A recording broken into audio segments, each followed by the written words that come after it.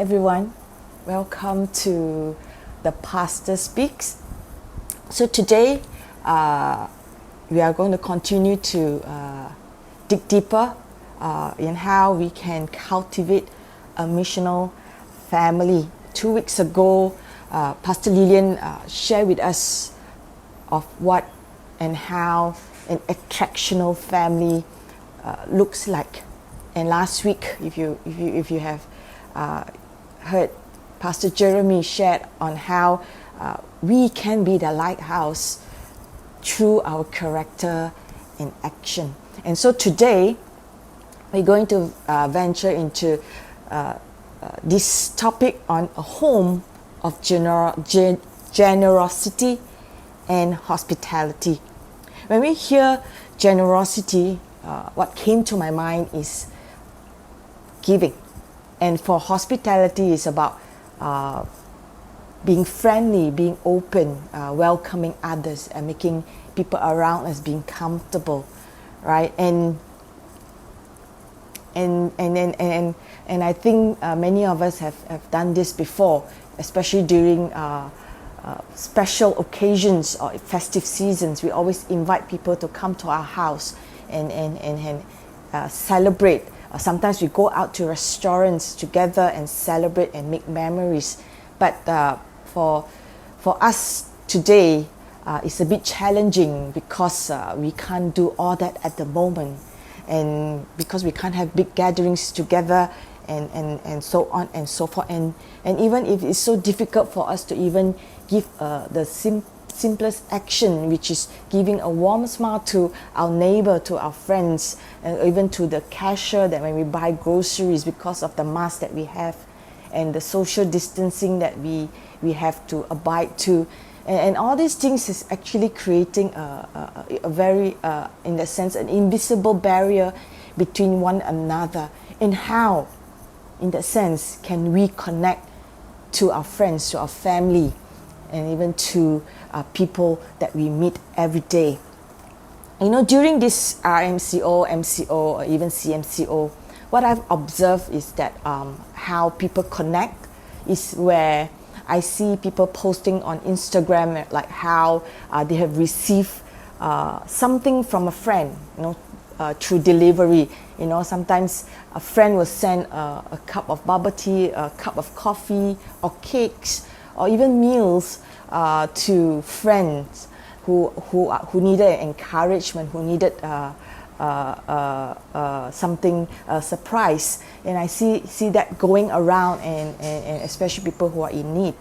And also I see how people celebrating birthday through Zoom, through Google Hangouts, where they send a cake over to the person, and they all gather at the same time and sing a happy birthday song, and then blow the candle together, and that's how they've been celebrating birthday, all right, during this time. And I see how family reaching out to neighbors. A lot of us, some of us are to work from home, some have to go back to the office, and especially family with children who at the moment there's no schools, and how do they go back to work, or even they have to go back for a few hours, is where families and trusted neighbor that come alongside, where we can help them to watch for a while, and just, or even help them to buy groceries because they can't go out with the children. And even we see neighbors who are in need, who can't even afford to buy simple staple groceries, that we can actually bless them, with a tray of eggs, with a bags of rice, or so on and so forth. And even we can help the people who are selling food at the roadside. Right? I see people buying in the morning. There is always nasi lemak store, and in the afternoon there's always snack store, where we can actually help them, and go there and buy from them, and yeah. So these are the few examples that I observe, and I see how how we are being creative in reaching out, in connecting, whether being an individual or even as a family. So I just want to share a story with you today. During this RMCO, Pastor Anand and myself has been visiting the hospital quite often, and Pastor Anand make it a point where when we go there, that we will have tea time with the people in the ward, or have dinner time with them, and he will often buy snacks, and share it in the ward, or we will pack our dinner. They have their own dinner there, so we pack our dinner and we will go there and then have dinner together with them. And as time go, and I see that how eventually the atmosphere of the ward change, where we begins to share food. That sometimes we will buy the snack, sometimes they will buy the snack, and we will share together. And eventually, this ward has become very close to our hearts, where that we begins to build that community and that friendship. All right, they begins to look out for one another. They begins to share and hear each other out, and trying to listen to one another's struggles and see how they can connect and help. And we even have birthday celebrations there, and we even have pizza party, we have burger party with all of them.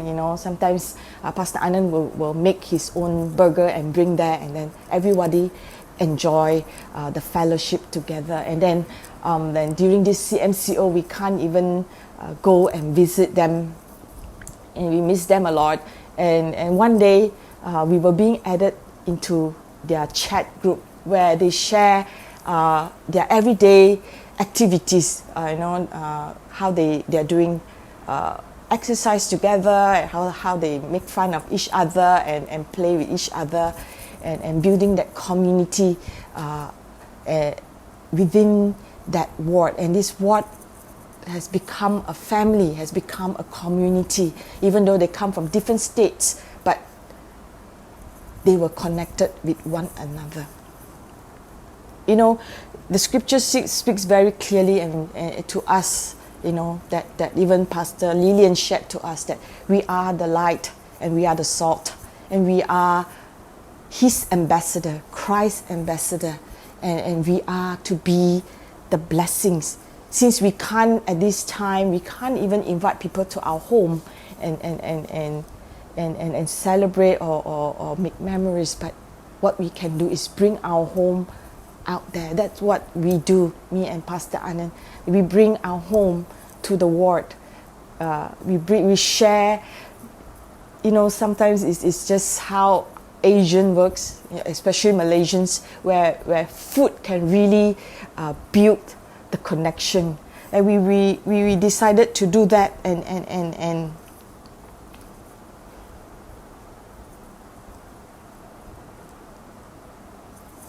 it was such a blessing to us ourselves. And living in this time of restrictions and so on and so forth, it shouldn't stop us from reaching out, from being a blessing to the people that is around us. I always believe that people will experience the presence of God through us, as we share, as we being kind, as we extend our help, our services, or even a warm hug and a warm smile. People will experience the presence of God. All right, and even, why would I say that? Because I just shared a short testimony. I am always, when I was younger that time, I'm always at the end, where I'm always the one that always receiving people generosity and people hospitality. People always invite me to their homes and allowing me to stay there and reaching out to me and encourage me, even a simple dinner or even bringing me out for coffee just to make me feel and feel comfortable, just make me in that sense to know that I'm not alone. You know, God sent all these people that is around me to know that He is with me too. And now that we are here, you know, it is in the darkest moment that is where the light shines the brightest, and it is in the tasteless and hopeless situation. It is where the salt come to bring in the flavor and the hope, right? And in closing, I just want to share this verse with you that I came across a few days ago when I was doing my devotion. It's from John chapter 13, verse 34 to 35. A new command I give you, love one another as I have loved you. So you must love one another. By this, everyone will know that you are my disciple if you love one another. Being generous, being hospitable is love in action. And this verse reminds me the whole reason of why we are doing what we are doing. And it is love. It is because of love, the love of God, that we are doing what we are doing. And it is a choice that we make. To love God is a choice that we make every day. And it's not about whether I feel like it, I don't feel like it, but it is a choice that I make to love God every day. And let us be intentional, you know, be creative in being generous, in being hospitable, allowing God to speak to us, to use us, allowing Him to give us that creativity in reaching out. All right, being generous, it's not just about giving financially, but it's also about giving your time, giving your hand of your helping hands, and giving your kindness. All right, and being hospitable, it doesn't have to be within the home. It is wherever we are. So it is a value that we live every day, that we choose to be generous and be hospitable to the people around us. All right, it's not restricted in a home. Of course, it would be great if we can invite people to our home, but for such a time as this, we can't. So we need to be creative in doing it. Yeah, perhaps maybe after this sharing, all right, you and me can, you know, start practicing these two values that I shared today here. Being generous and being hospitable. Well, it's the beginning of the day and it's the beginning of a new week. So be excited and with what God has in store and how He can use you to be a blessing to many people around you. So thank you and God bless you.